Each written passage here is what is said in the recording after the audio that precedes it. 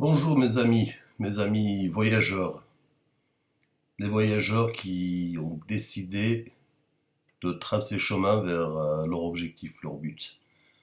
Aujourd'hui, je vais vous parler d'une des premières conditions qui permet d'avoir un projet, d'avoir un objectif, qui permet de définir et de différencier surtout ce projet d'un, disons, songe, un rêve.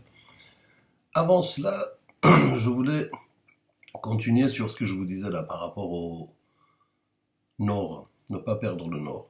Vous savez, dans le temps, quand Christophe Colomb a décidé d'aller trouver les Indes pour rendre service à son pays, à son roi, c'était l'époque du colonialisme, c'était l'époque où il y avait des conquêtes, il fallait absolument prendre des terres, des marchandises, le transport de ces marchandises, les va-et-vient. Et il se dit, et il est persuadé qu'il va trouver les Indes à l'ouest. Cette fois-ci, c'est pas le nord. Ils partent avec ses compagnons, mais ils partent avec énormément de doutes et d'incertitudes.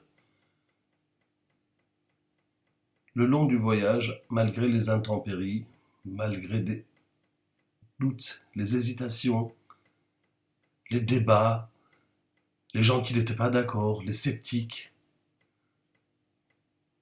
malgré tous ces points-là, il n'a jamais oublié de mettre le cap à l'ouest. Il fallait garder le cap à l'ouest. Pour ceux qui connaissent l'histoire et même pour ceux qui ne la connaissent pas, je vous conseille fortement de vous pencher là-dessus parce que c'est assez intéressant en fait.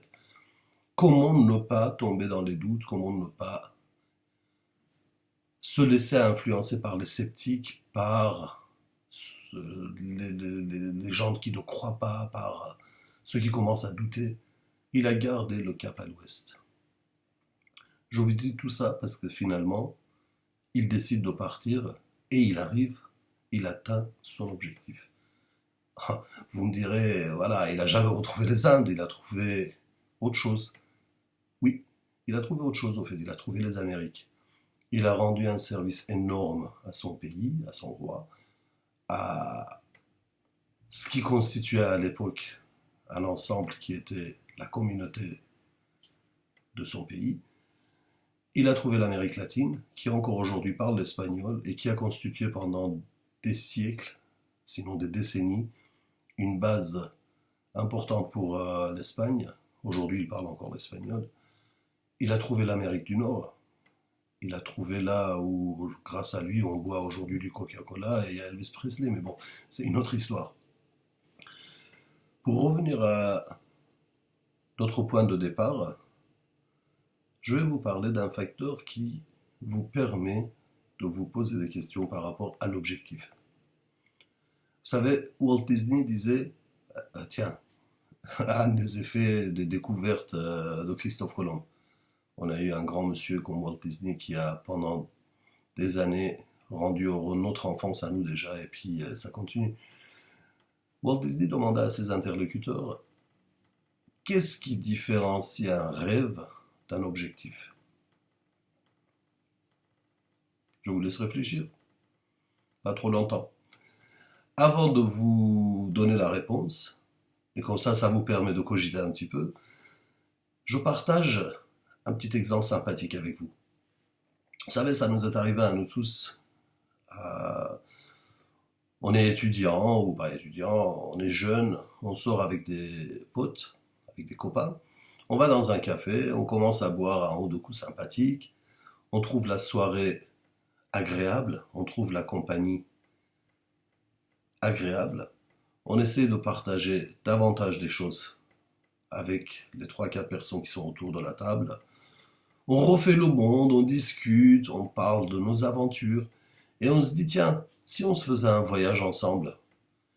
Et il y en a un qui dit, allez, on part à Amsterdam. Amsterdam, c'est magnifique. Vous savez, les bars sont encore ouverts tard dans la nuit, là, ils vont fermer ici bientôt, là. On peut rester là-bas, boire. Et vous savez, c'est Amsterdam, quoi. Rassurez-vous, je vous parle pas d'Amsterdam parce que j'ai mon polo orange, la couleur de l'équipe nationale de Hollande. Non, c'est pas à cause de ça, on en profite. Et il est minuit, 1 heure, allez, le bar commence à fermer. Allez, ciao, ciao, au revoir, à bientôt, on s'appelle. Et on repart.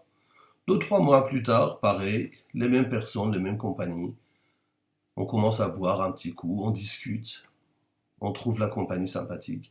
Et, et pourquoi ne pas faire un voyage ensemble? Vous vous rappelez, on a dit qu'on allait à Amsterdam. Ah oui, oui, il faut absolument aller à Amsterdam.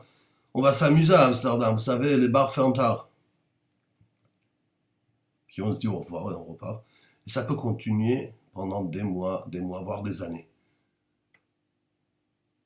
Mais au cours de ces soirées, il y en a un qui va dire, oui, c'est sympa, c'est bien de partir ensemble, c'est bien de continuer nos aventures ensemble, c'est bien d'aller à Amsterdam, mais quand?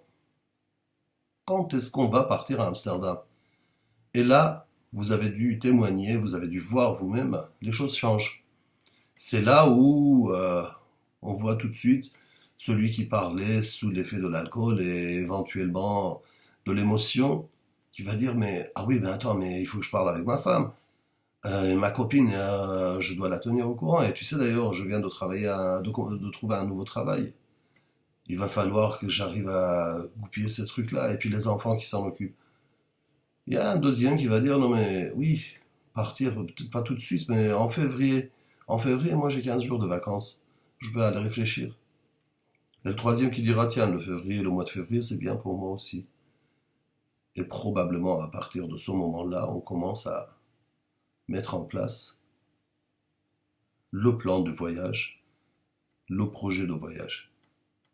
Vous m'avez compris les amis, ce qui différencie les rêves d'un projet, c'est une date, un point précis dans le temps, dans cette ligne, dans cet espace linéaire qui est le temps.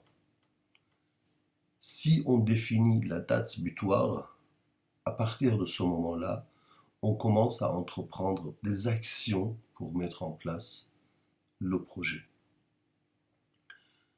La prochaine fois, je vais vous parler des facteurs qui permettent de définir un projet et donc l'objectif qui est au bout de ce projet. On va voir ce que ça peut être un objectif et on essaye de voir un par un les critères qui permettent de définir cet objectif-là. D'ici là, je vous encourage de rêver, de continuer à rêver, de voyager dans le temps et dans l'espace, et pourquoi pas un petit voyage sympathique à Amsterdam. Allez, à très bientôt.